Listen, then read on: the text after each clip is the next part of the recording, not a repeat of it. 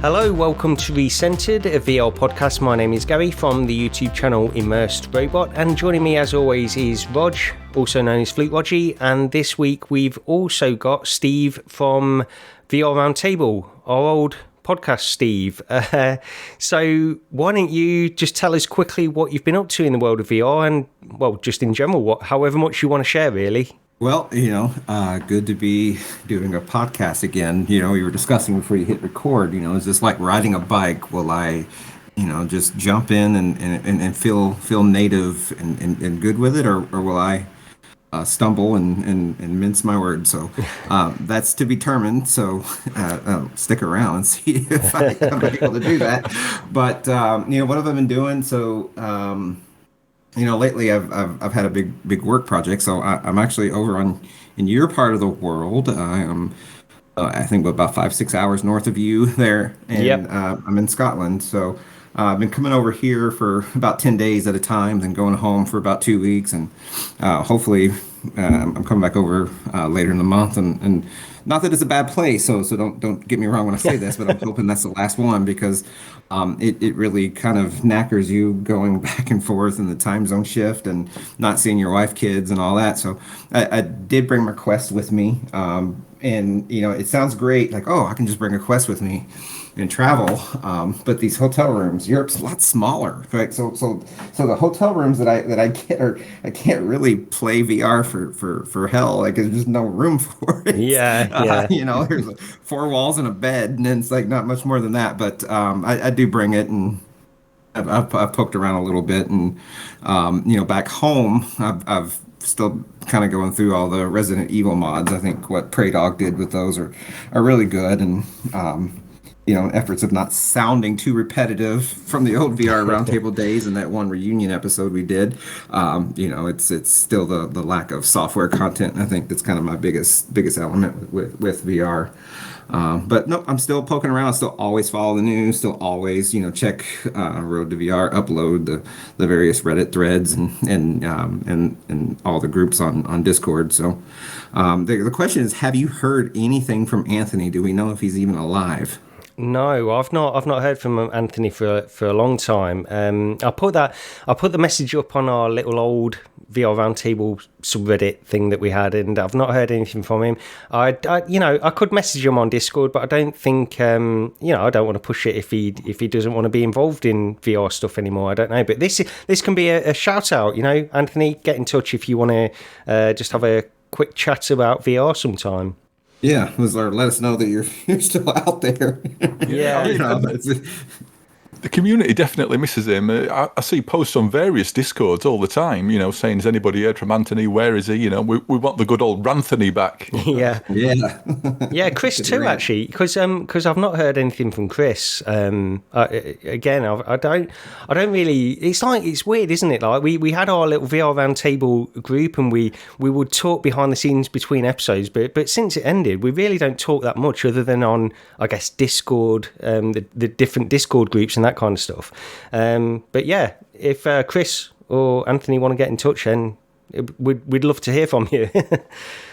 But yeah, I mean, so you're over here, that you're in very small hotel room at the moment, Steve.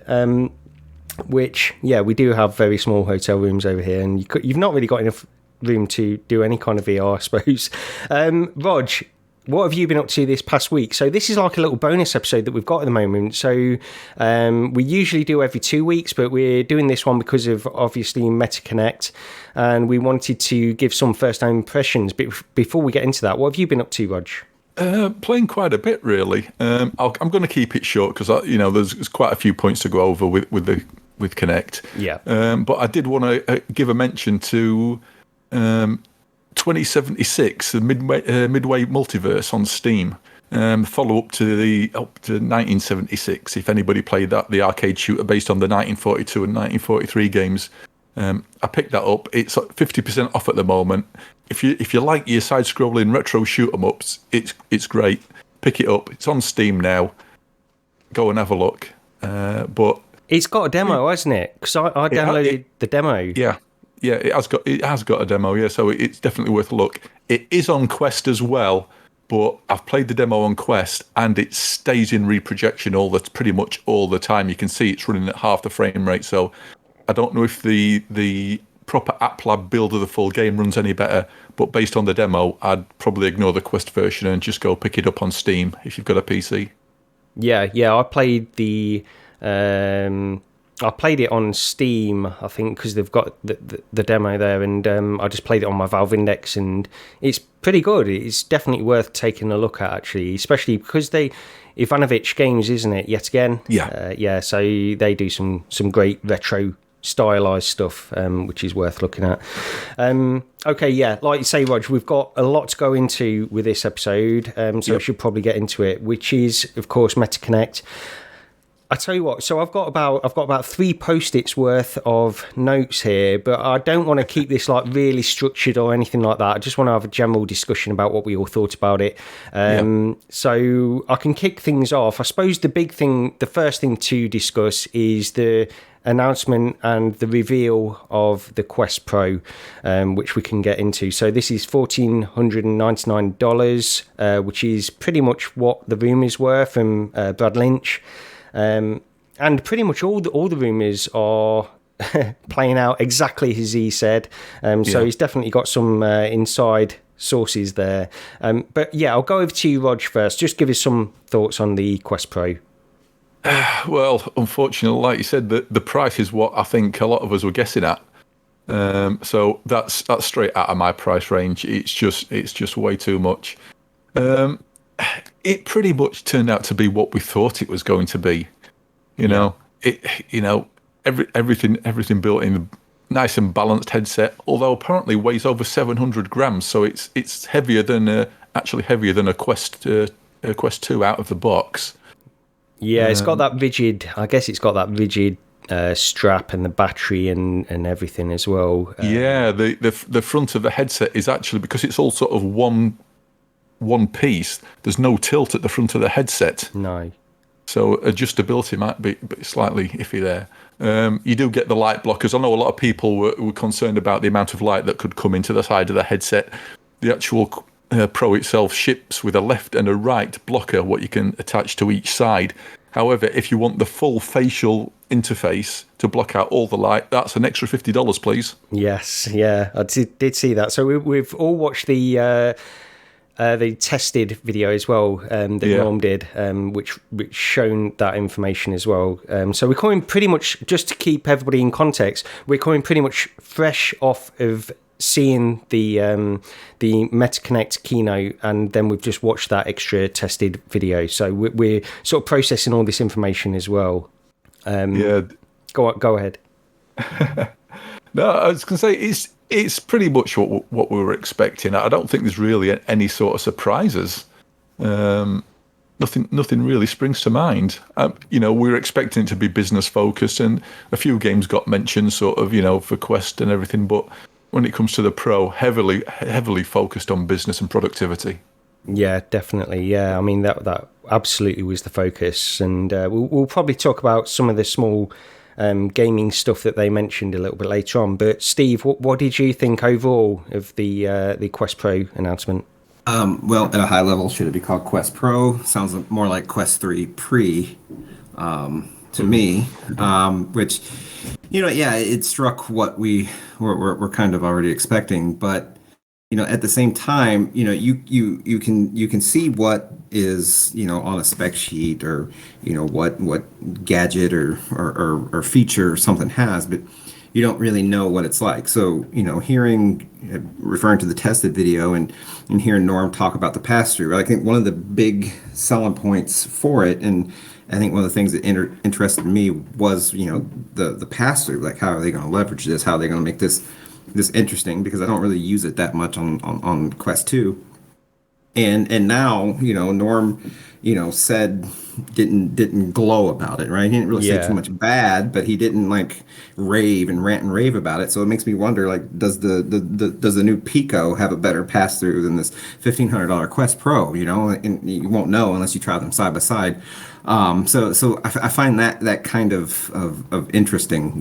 Like the $1,500 price point is okay with me if they were to like really hit it home, but it sounds more like the investment is they're selling the hardware inflated to leverage the things that they're developing on the back end that maybe doesn't necessarily even need the hardware too much. Like, like so much of the Connect keynote was, a big portion on avatars and a big portion, with Microsoft and their productivity suite and the working element of it. Well, that's all software, and I saw very little other than, being able to raise your eyebrow with your avatar or something that truly required this Quest Pro. So it almost seemed like a revenue grab a little bit. Yeah. Maybe pre-funding some of the things that they're gonna get into Quest 3. So yeah, like I don't see myself getting one. I don't know that the gaming experience is gonna be better in a true meaningful way. So yeah, it's just kind of what we were expected, and expensive price tag as we expected, and a lot of what we expected. Yeah, that's true. I mean, it is pretty much exactly what we all expected based on the leaks from Brad Lynch.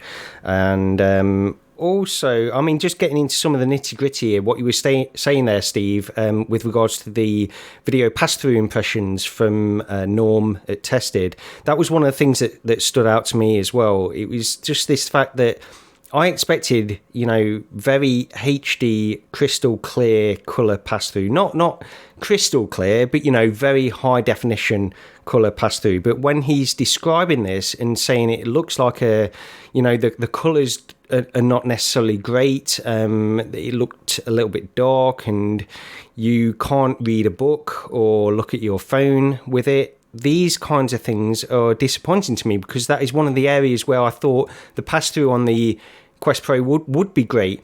And comparing it to the Pico 4, I think the Pico 4 has got a single 16 megapixel color pass-through camera. And again, I'm trying to get definitive reports on whether it's got 3D pass-through on the Pico 4, but I don't believe it does. So that's the big thing. I mean, I think you need 3D pass-through to give it a good AR capability and that kind of stuff. So on the one hand, it's got 3D stereoscopic pass-through, but if it's not enough to even read a book by, I don't know how. It's still usable, but it's just a little bit disappointing for me on that side of things, because I wanted to experience really crystal clear color AR with digital objects overlaid, and they've shown some pretty impressive videos in that tested video as well, where you've got this sort of robot that's crawling over the walls and stuff, and it all matches up so perfectly with the pass-through video. There's no, in terms of like optical transparent AR, where you have these digital objects which are sort of moving as you move your head. This was locked in place because it can synchronize with the video perfectly, and I love that aspect of it, but it still didn't seem to blow Norm away. That's one aspect. The other aspect that I just quickly want to mention that again came out of the tested video is the fact that this runs at 72 hertz. The Quest 2, has different refresh rates. It's got 72, 18, 90, and 120. This has 72 hertz out of the box, and then Norm said that in the future it will run at 90 hertz as well. So there's some weird sort of problems in terms of like where they've cut back on certain aspects as well that just don't seem to make sense to me. But yeah, I mean, pretty much as expected. The price is expected as well. I won't be picking one up for this. One of the things I would love to do actually is just compare it to a Lynx R1, which I have got a Kickstarter back to unit coming, and just to see how the pass-through compares, because that was a similar kind of situation where it wasn't perfectly clear or anything like that based on the low resolution of the displays, but it was certainly very good pass-through even at that early stage that I tried it. So Rog, just going back to you, what did you think of some of the other aspects that they mentioned in this Connect, in terms of like all the other integration, like the Microsoft, the Teams, the Windows 365, and the Xbox cloud gaming kind of applications? Did you have any thoughts on that at all? I mean, it just still feels all too early. Are that many people really using this as a collaborative tool? I really don't get it. Although there was, I mean, one of their partners they had on there, I'm trying to remember the name of the company, who said that they shipped out 60,000 units to their employees to use. Yeah, I mean, that seems crazy. I don't know. It was some company that I gathered that they were like a Accenture. headhunter type company, but yeah, like they they were a company in employment that was about getting people employed and such. And Yeah. I agree with you. I have a hard time, and you can only take your own personal experiences and your own personal work and try. But I do work for a decently sized corporation, and our revenue is measured in billions, not millions. And I can't in any way picture us using this. On one end, I'm a tech fan, and I would love to see this kind of stuff happen.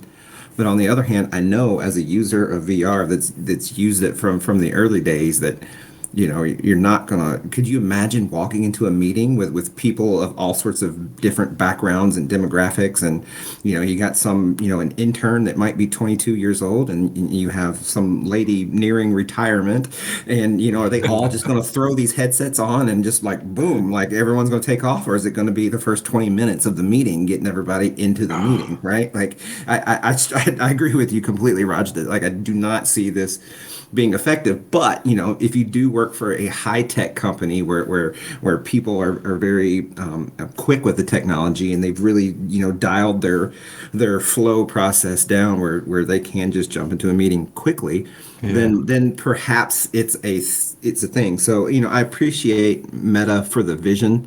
I know in the past I was very critical of them in saying, hey, they need to figure out social work, whatever, right? I mean, it always felt like, and it even feels more so now, that they use gaming as the Trojan horse, to fund the headset and to fund the getting it off the ground. And we've never really felt like Meta wanted to become a gaming company, like a PlayStation or an Xbox or whatever. So I get their vision, and I get where they want to take it. And it just seems like the execution isn't there, and it just, like you say, it feels too early. Yeah, definitely. The Xbox thing as well, that just seems, I don't know, what people are already doing this. If you want to stream your flat 2D game into your headset, the solutions are already there. I don't know why they think that a partnership's going to be much value when people have already got a solution for it.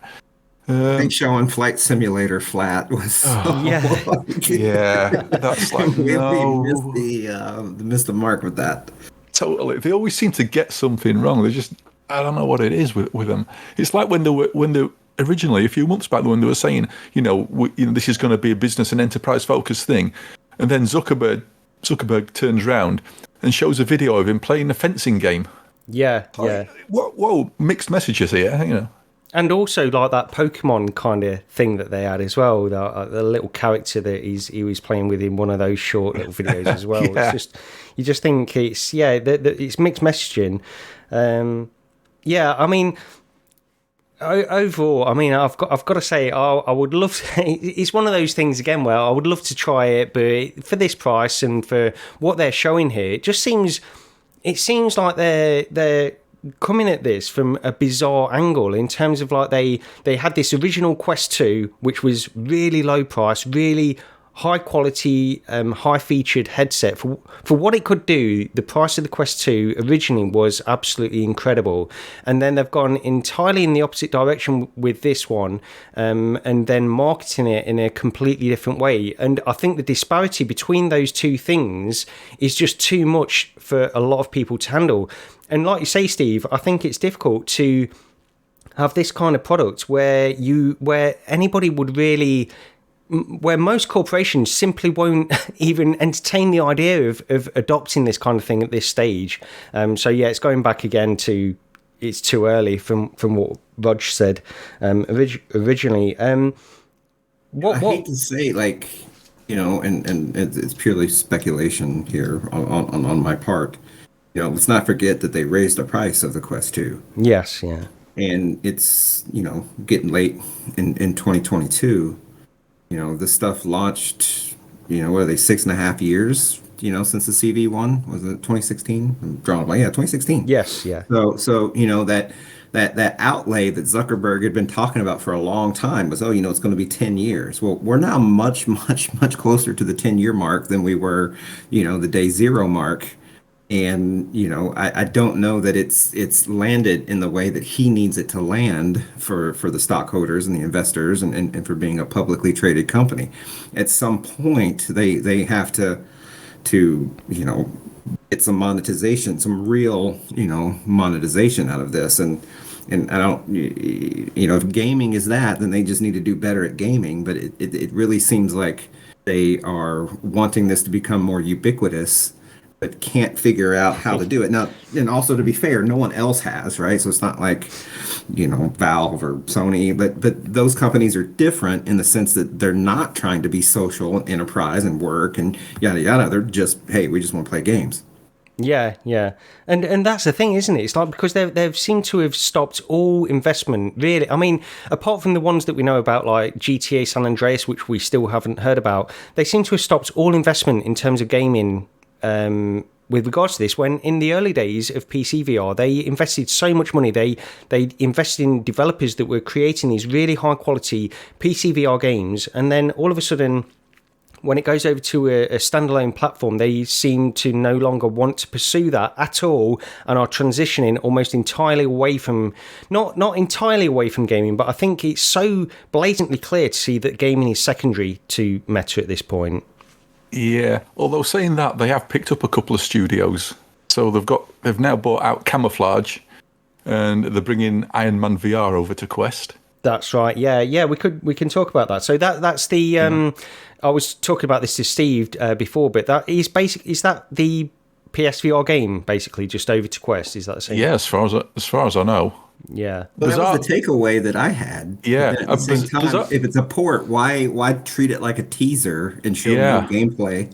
Like it was like it's a teaser of a port that we've all seen lots of gameplay from and have played ourselves. That seemed bonkers. It made me think that, I went back and forth. I'm like, oh, this is a new game. No, it's the port. No, it's a new game. No, it's a port. And it wasn't until the I forgot her name, the lady started speaking, and she actually name dropped Sony and Marvel, that it made it very clear that it was the port.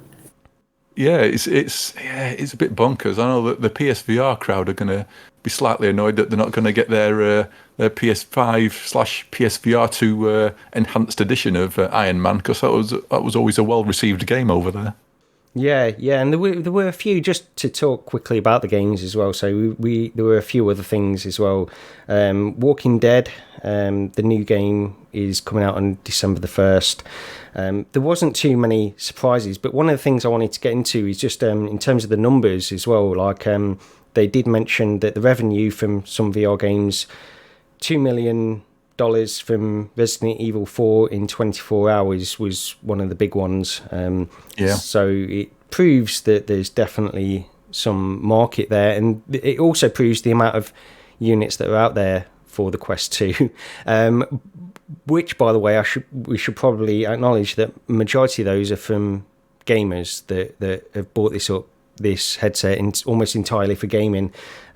So how they make this transition over to the direction which is plainly easy to see they want to move over to, I think they've got a difficult task on their hands, honestly, moving over from purely gaming to a more ubiquitous HMD, a phone kind of thing. I think they've got a difficult task on their hands. I'm just looking quickly as well, because there was some hands-on. We spoke about the tested hands-on impressions of the headset, but it looks like David Heaney from Upload and Ben Lang from Road to VR have also got some hands-on impressions of the headset as well. So yeah, we've not really had time to digest all of this at the moment, but there are definitely some articles that we should probably read up on as well. What else did you guys want to talk about on the Quest Pro itself? Well, I mean, it's related. It's sort of, I mean, Horizon Worlds. They kept going on about that. But the bizarre thing I thought was it's now headed to flat screens. because previously you could only develop, VR worlds in VR, but now you'll be able to develop them on a flat screen. I'm thinking, what? It's like, it just seems, I don't know what's happening. It's like they're trying to push, this metaverse idea, but now they're pushing it back onto flat screens. I just can't get my head around it. Yeah. So I think I have a different take. Raj, I don't know exactly how old you are or anything, but I feel like maybe, the three of us are all in a similar generation. Yeah. And we struggle, or maybe, with what the younger generation's into, right? Like the idea of buying a sweater for my digital avatar seems very foreign to me, and I'm gonna assume very foreign and silly and nonsensical to you two as well, and maybe most people listening to this. But to my 10-year-old daughter, it's not. And I feel like the avatar representation. So when they showed the element of being able to capture in VR in Horizons and simultaneously upload it to Instagram, and like you say, bringing Horizons to flat, like I think this crossover between the real world and the digital world, right? Like where you have this identity, like a VR chat, but instead of just limited to VR chat, it's everywhere you go and it's in everything you do. I think that does make a lot of sense. Kind of with a Ready Player One kind of undertone to it, just not isolated to VR. So I do think it makes some sense in that way, and I do think future generations will be far more into it. But I go back to my earlier point of, is Meta the company to actually be able to land the plane, right? The plane's taken off. Many planes have taken off for them, but they're not landing, very many of them. They're still in the air. They're still unfinished, not well executed. So I get the vision, I think, and I don't know if it's something I would truly leverage, but I do think the future will. What do you actually think of Horizon Worlds? Have you tried it? No.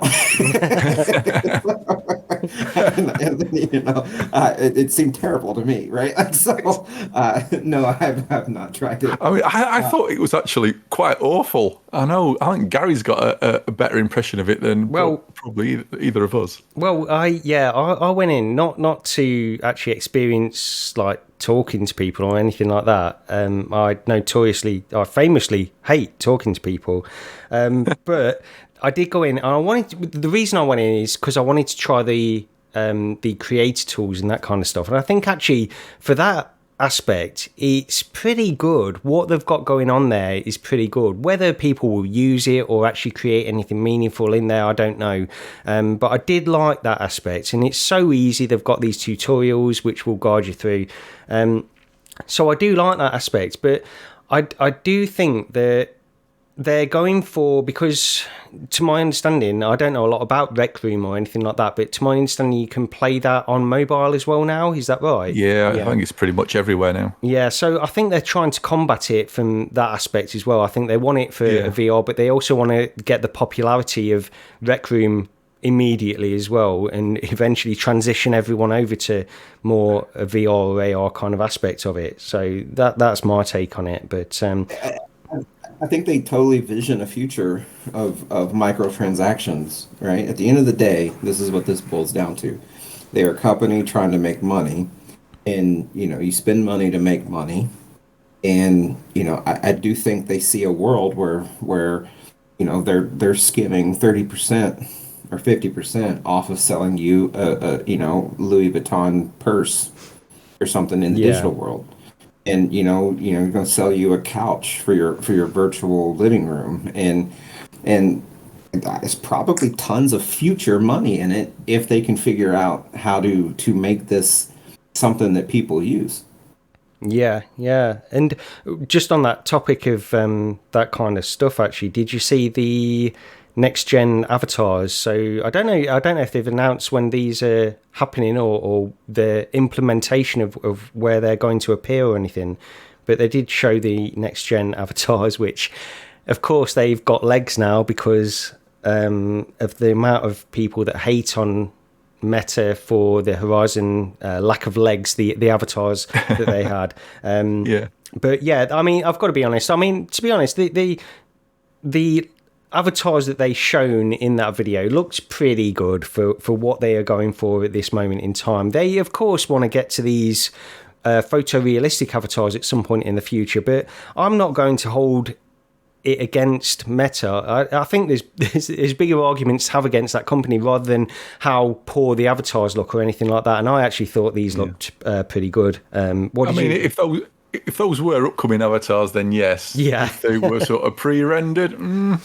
hope not. Because I think they were demonstrating the fact that because they were working on this stuff about how the legs were being sort of there were AI legs for third person avatars where so you don't see your own legs necessarily to break immersion, but you do see other people's legs, and that's where it's valuable. So maybe it's something like that. I don't know. Yeah, the next generation avatars. I've got a few notes what I took down. The next generation avatars are supposedly next year, and you'll be able to use them for normal video calls as well, normal video chats, or to replace yourself on a webcam or something like that. There's Meta avatars coming for iOS and Android with Unity integration soon. Unreal Engine coming shortly after that. And there's an avatar store, so they're monetizing this sometime this year. So yes, you'll be able to buy those new sweaters and whatever you need for your digital self. Yep, all those. Yeah, a lot of games have, character creators, and I think a really good avatar system where I could kind of make a global avatar for myself, and then that just kind of work with a lot of games. I think that would make sense, Yeah. Like I played Elden Ring, and I had to create that avatar, and it's like if I could have that global avatar, and I just strap on whatever armor set or sword and stuff that I'm using in that game, right? Like I don't want it to break the feeling of whatever world I'm in, but I think there's value there. I think I would like that, because I almost hate creating characters, like every time you start a game and you gotta like choose your eyebrows and stuff. Like that's the joke, isn't it? You're like, you go to play Skyrim, in the first hour of gameplay, you sat there creating your character. Yeah. Yep. And the next hour is the cart ride. Yep. Yeah. Yeah, I really don't like that either. So if they can do that. The problem is at the moment what they're going for in terms of these avatars is more of a social kind of aspect. I don't know if they really want to incorporate this kind of stuff in every like gaming experience and stuff like that. The problem is that people look at when they see these is the ultra cartoony nature. Even if these are pre-rendered and this is the best that they can possibly look, it's still not good enough, is it, at the moment? For there will still be memes of people complaining about this stuff. And at the same time, I think, from my point of view, if they can get this working in a legitimate way on current day technology, then that's fine for now. It's still going to turn a lot of people off when they see these. The instant avatars, that could be quite interesting, although I'm not quite sure if they understand what the definition of instant is. Where you can take your phone and scan yourself, and apparently it takes about 2 minutes overall to do a scan, but then it takes a couple of hours to generate your avatar, so it's not exactly sort of pot noodle instant. But yes. But the quality what they were showing from that, if you're going to be able to do that soon, that's pretty impressive. Yeah, that is good. Yeah, and they shown sort of similar technology alongside that, didn't they? Just slightly before that, I think, where they were talking about scanning these objects. And again, it takes a while to process it, but then you've got these objects, real life objects that you can scan into VR in a similar way. With your neural radiance fields and inverse rendering, no less. Yeah. It's just what we needed. Got some good terminology. One of the things quickly on this as well, I think they must practice at being this stilted in recording these videos. It's like they're so wooden and cardboard. You would think at some point, like, have another take, Mark, because what you're doing here is it's so blatantly pre-recorded, it's so blatantly contrived that it's almost embarrassing. And that was the take. Like that was probably the 10th take, Gary. Yeah. But it's like Michael Abrush. I like the guy, but he certainly can't really deliver a line. And people listening to this podcast are probably going to say that I can't either. So maybe it's that. Yeah. But yeah, So, is there anything else that stood out for either of you guys? So I have a couple things that have stood out just about the whole Quest Pro. First of all, I'm muting myself when not talking. Hopefully, the Discord jing isn't showing up in the recording. Let me know, and I'll stop doing that. But there are people outside the room. But I did not know. Maybe I missed it. Maybe that was known beforehand. But the fact that the controllers are backwards compatible with Quest 2 and at $300 a pair. Yeah, I didn't know that either. It's damn near as much as a Quest 2. Do either of you all have any interest in that? Does that sound like I don't know what benefit you would have in doing it, but that again, that's not something I was aware of. So I think that might be worth discussing just for a moment. Maybe if it's just both of you saying nope. Well, yeah, I mean, would I like a set of those controllers? Yes. Am I going to pay $300 for a set of controllers? No way. Yeah, that's US. I don't know what that would be in pounds and euros. And stuff, the price, all the prices they've said it's 1-to-1, dollars to pounds. Oh, okay. Well, yeah, I mean, you guys win on that one. Well, the controllers themselves, I mean, the only thing, I mentioned this a few episodes ago, in terms of like, I would love to play like a pool game, because that's one of the things that is really difficult to do, to play pool in the Quest 2 with their inside-out tracking and their headset tracking the controllers. So these will presumably do that, but yeah, $300, of course, I'm not going to pick those up just to do that. The other thing I kind of noted was, you know, in over the years with Oculus Connect and, you know, the Meta stuff, but Abrash is not really even talking about headsets anymore, right? Like it dawned on me on this one, but he's talking about all this other stuff, and the thing that he talked about with the minuscule movement of the hand, and you know they were able to predict what the person was intended, and they showed that Subway Crashers kind of knockoff demo of it, but he's clearly gone past, like they've moved him away from worrying about and thinking about, you know, how to further evolve the HMDs themselves, and now they got him doing all the other stuff. Like maybe that was apparent in previous connects, and I'm just now catching up to this notion. But and admittedly, I did skim a little bit on that part, but it just seems like discussing headsets wasn't really a thing. Yeah, I think they probably realised that each time he gave a prediction at one of these connects, he was getting it sort of wrong for when things were going to happen. And that connect after connect, he kept pretty much giving the same speech. He never seemed to really bring out anything new.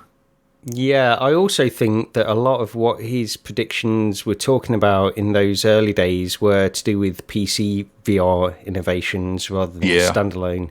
So I don't think it translates quite so easily to standalone. Yeah. But yeah, you're right, Steve. I mean, he's focusing more on sort of software innovations, AI kind of stuff, it seems. But yeah, I mean, there was so we heard from Boz as well at the beginning. I think he sort of quickly had this headset there. What does Boz do at Meta? Just remind me again. Do we know? He's like he's a top technical person, right? Isn't that what his title is? Yeah. Well, all I get is AMAs on Twitter where he gives little sneaky winks every now and again about future products.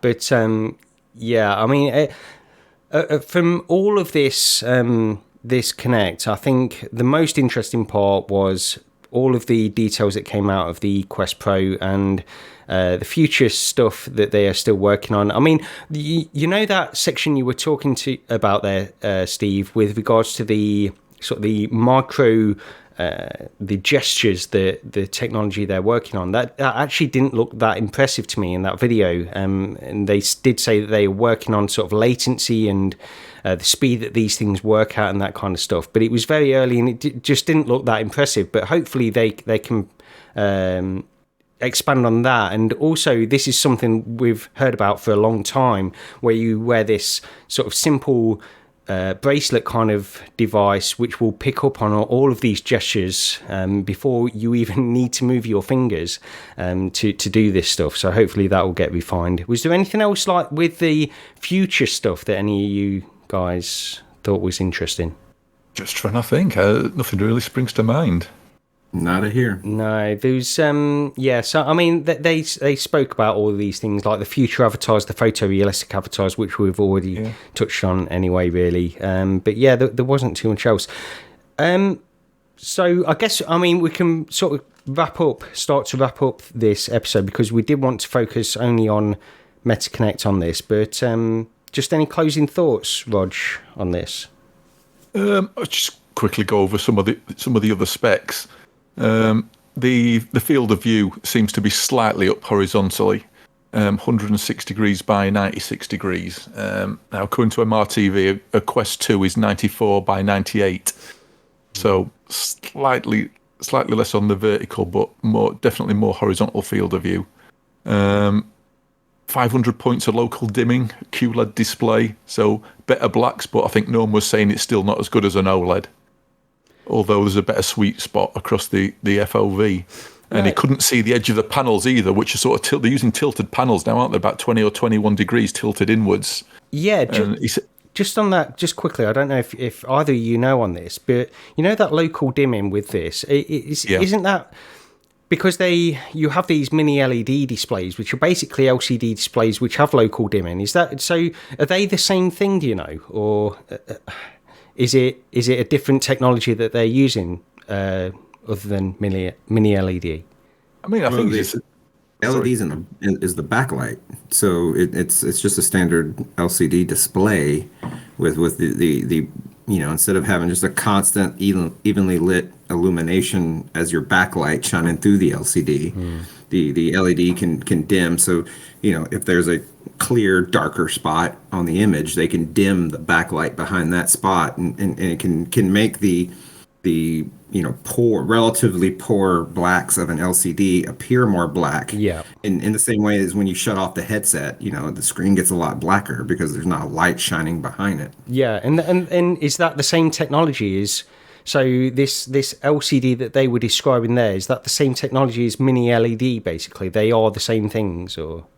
I probably shouldn't entirely misspeak because I haven't tracked all display technologies as tight as I would have in years past, but when I hear mini LED, I would assume that the LED itself is what you're observing with your eyes. It's what's generating the color. Right. Yeah. That's again, take that with a huge grain of salt, because I haven't studied and I'm not up to date on all this, but just that phrase, that's what I would assume. Yeah. Okay. Yeah, okay. Anything else, Rog?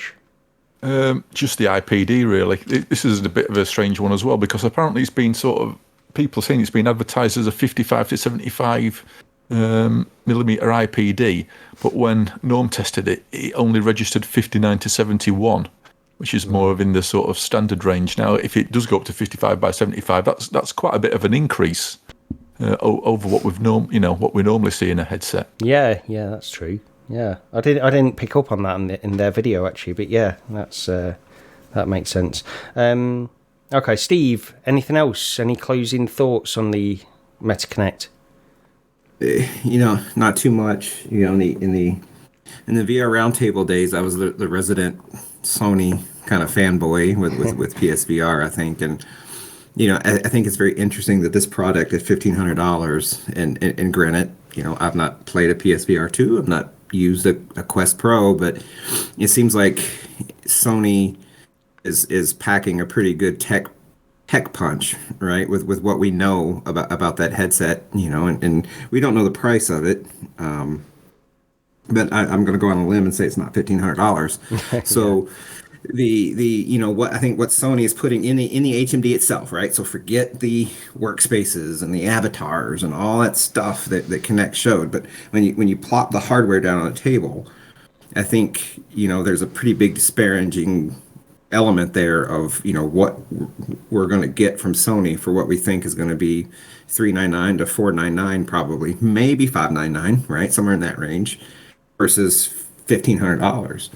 Like, and I think that's pretty telling, especially when you consider, Meta and Facebook's history here, and Oculus's history of what they've done with the Quest 2 and how that was such a high value. Now, the Pro is not necessarily meant to be a high value product. And I guess we assume that the Quest 3 would then come back down to certainly a better value proposition. But at the end of the day, I look at myself as a consumer that loves this stuff and is fortunate enough to have a pretty good disposable income. And I struggle to find myself, being interested in buying this product. So I think that speaks a lot. So if they can't sell me on it, who really wants it? I guess the bigger fanboys. I don't know. So it seems a little bit like a miss from my end. The problem is at the moment Meta have trying to get to the gamers. Historically, that's where it seems to have been, and now they're making this transition over to this kind of product, and if it doesn't offer any significant benefit to gamers, then they're going to lose that market with this particular product. So I personally think that they're willing to accept the fact that this is not going to sell that many units, but I do think that they're creating a product which is going to position itself more closely with what Apple are going to release in the future, and that's really what they want to do. They just want to get out first in front of Apple. I don't think the Quest Pro is going to be the product that I don't think it's going to be as good or as high powered as the product that Apple will be producing, but I think Meta just want to get out there in this way first while accepting the fact that this is not going to sell. It's not going to be like a Quest 2 kind of selling device, which is probably they'll accept it. It's not a big problem for them. And also, go ahead. See, you raise a very good point. Like during this entire conversation and watching this keynote, I just blanked out on Apple and didn't really think about them at all. And, I was kind of thinking of the Quest Pro and it seeming like maybe like a slightly better HoloLens or Magic Leap, or, it kind of feels more in that space where it's like super expensive, not a lot of utility. Like if I had one, if someone gifted it to me, it would just kind of collect dust. And all three of those things kind of feel the same sort of, but Apple is very interesting because, I like Apple. I'm not quite the fanboy. I don't use a Mac, but, I like my iPhones and I travel with an iPad and I'm certainly in the Apple ecosphere, at least in terms of mobile technology. So very good point. Yeah, and we'll see what Apple do. Hopefully we'll get some kind of announcement next year from Apple, but to me this is what they're positioning this device to be. There's no way this is going to be like a top seller or anything like that, in my mind anyway, but we'll see what happens. Okay, well, we can probably end it there. We did want to focus once again on Metaconnect, so it's not a super long episode or anything like that, but thank you very much, Steve, for joining us. It's been great to catch up, actually, and we'd love to get you back on the show at some point in the future if you wanted to do that. Sure. Yeah. Yeah, definitely. You've definitely not lost it. Yeah. Thanks. My schedule's busy, and I don't know that I want to be a regular YouTuber, but yeah, certainly, a big notable title drops, and I got to get in when the PSVR 2 launches, right? Like, I'm going to be the champion for that, I guess. So definitely think of me at that time. Yeah, that would be great. Yeah, to get, because I won't be picking a PSVR 2 on launch. At least I would love to get one at some point, but I think Rog, you're definitely picking up PSVR 2, aren't you? Yeah, day one if I can. Yeah, so it'd be great to get Steve on as well, just to have a discussion about that. But yeah, thank you very much for watching and listening to this episode. We'll be back next week. So this was an extra bonus episode in between the regular 2-week schedule. So we'll be back next week with a normal episode, I suppose. But thank you once again, and we'll see you next time. Cheers, everyone. Cheers. Bye.